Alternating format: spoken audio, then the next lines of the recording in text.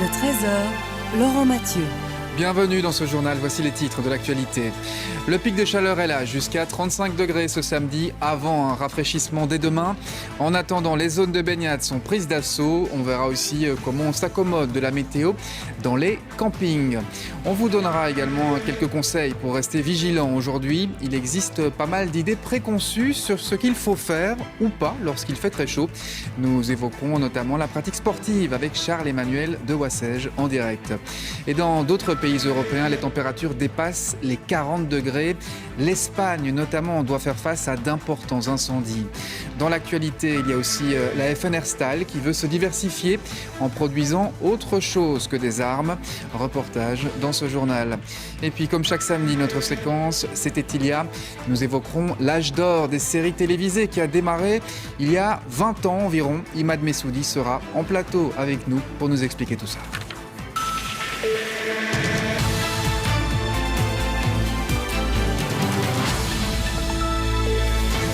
Bonjour à tous, nous y sommes, le jour le plus chaud de la semaine, jusqu'à 35 degrés ce samedi. Soyez vigilants, de telles températures peuvent avoir des conséquences néfastes sur les personnes fragilisées. En tout cas, ce matin, vous étiez nombreux à chercher des zones de baignade. Illustration au lac de l'Odeur avec Guillaume Wolf.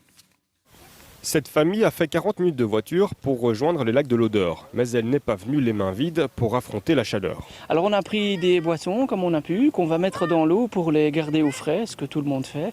Et puis on va fréquemment aller dans l'eau et on va évidemment mettre de la crème solaire. On va essayer de chercher aussi un peu l'ombre. Comment est-ce qu'on peut s'arranger ici pour chercher de l'ombre? Se mettre en dessous d'un essuie. Ces autres plaisanciers aussi ont absolument tout prévu. Moi j'ai pris de l'huile solaire déjà, j'en ai déjà mis un petit peu partout. J'ai prévu mon parasol pour quand la chaleur sera trop forte. Et alors comme mon ami, là, j'irai sûrement dans l'eau et me rafraîchir de temps en temps, boire assez fort et manger des fruits, tout ça pour désaltérer, quoi. Pour beaucoup, la solution c'est d'aller dans l'eau, même pour les chevaux. Là-haut, ça se passe bien, ça reste rafraîchissant puisqu'on a tous les deux les pieds dans l'eau. Donc voilà, non, ça se passe très très bien. Le site permet en tout cas de rafraîchir les chevaux. Pourtant, sur cette rive-ci, la baignade est interdite. Il faut faire quelques centaines de mètres supplémentaires pour rejoindre cette plage aménagée, drapeau vert et encadrement prévu. Il y a des maîtres nageurs, je pense qu'ils sont 3-4 maîtres nageurs, il y a aussi une infirmerie, il y a des consignes de sécurité, il y a une analyse de la qualité de l'eau, s'il y a des dangers potentiels liés aux algues ou autres, les gens sont prévenus. Donc je pense que voilà, si on veut être encadré, il est évidemment préférable de nager dans les zones qui sont attribuées à cet effet. Par cette chaleur, l'un des risques les plus importants est le risque d'hydrocution. Quand on plonge trop vite dans une eau fraîche, les maîtres nageurs sont aussi là pour rappeler les bons conseils. Bien se mouiller la nuque, bien se mouiller les pieds et essayer de passer un peu toutes les zones de manière à avoir un peu plus froid avant de rentrer. Vous voilà bien armés pour affronter cette journée anormalement chaude. Baignade pour les uns, camping pour les autres. Pas toujours évident d'ailleurs de vivre cette chaleur en caravane ou sous une tente. On va rejoindre Anne-Catherine Croufer qui est dans un camping de la région liégeoise. Alors Anne-Catherine, comment est-ce qu'on vit cette chaude journée, cette journée torride sur place ? Écoutez, les campeurs cherchent l'ombre et essayent de rester un maximum à l'extérieur et pas dans les tentes et dans les caravanes parce qu'il fait très chaud. Nous sommes ici au camping de la Roche à la Vierge, à Comblain-la-Tour. Donc ici, nous avons à nos côtés la rivière Lourdes et les campeurs.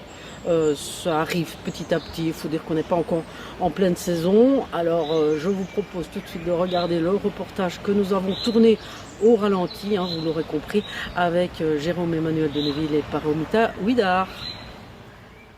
Michel et sa famille sont des amoureux du camping. Ils viennent ici tous les week-ends, peu importe la météo. Alors quand il fait chaud, ils s'adaptent. On ferme tout dans la caravane, rideaux, etc., pour éviter la chaleur. On plonge dans le jacuzzi, dans la rivière, et on évite de bouger un max, et on boit énormément. Voilà. Vous avez l'air conditionné dans la caravane ? Heureusement, nous, non. On a un petit ventilo, mais on ne serait pas resté même avec le ventilo dans la caravane. Impossible, il y a une chaleur de 35 degrés. Roby, lui, vient de la province de Limbourg.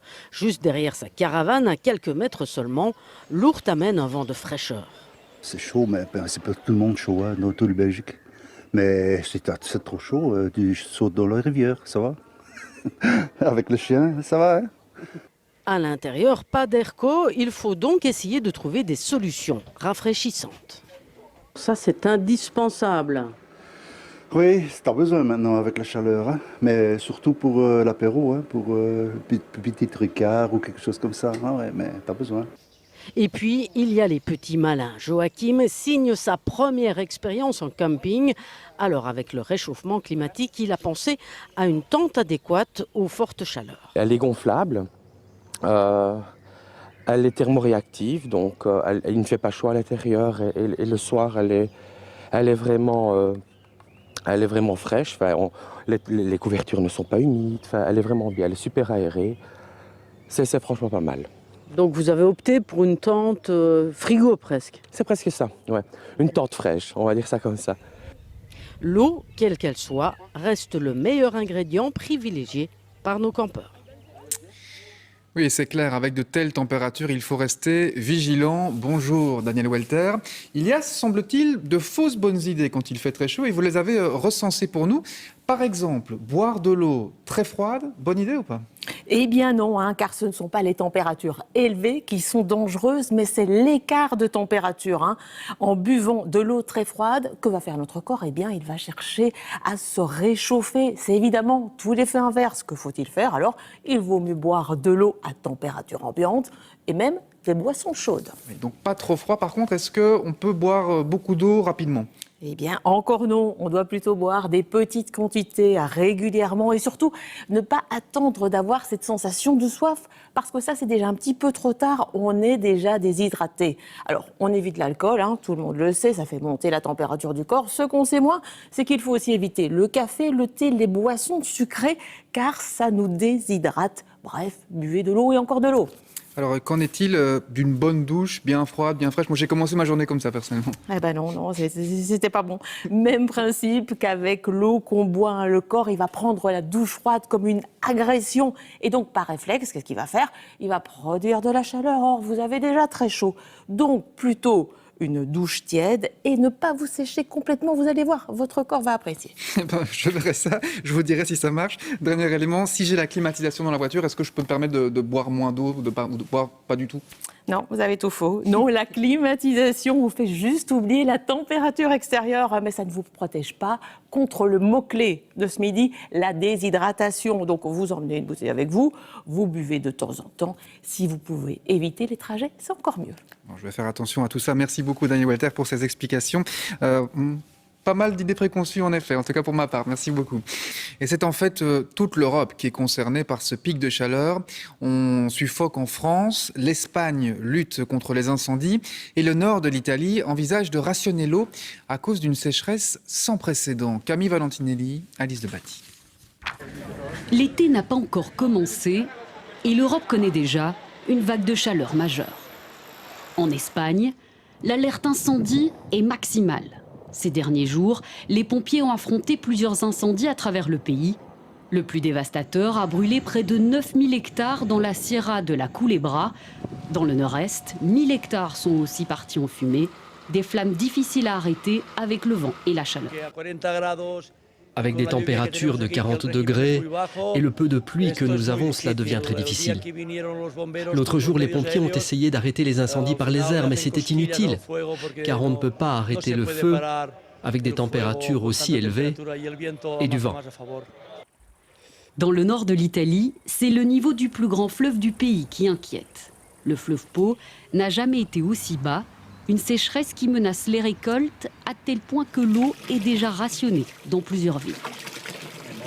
Sous les ombrelles, la France, elle, s'attend à des records. Vigilance rouge dans 14 départements du sud-ouest.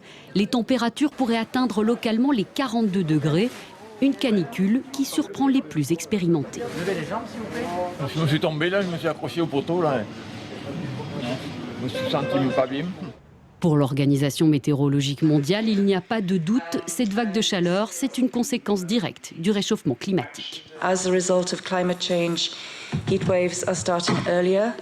They're becoming more frequent and more severe because of concentrations of greenhouse gases in the atmosphere, which are at record level. L'Organisation des Nations Unies a appelé hier à agir maintenant contre la sécheresse pour éviter des désastres humains dans les prochaines années. Et alors qu'une partie de l'Europe lutte contre la chaleur, au Bangladesh, ce sont des pluies de mousson qui font des ravages pour l'instant. Au moins 41 personnes sont mortes, des millions se retrouveraient isolés.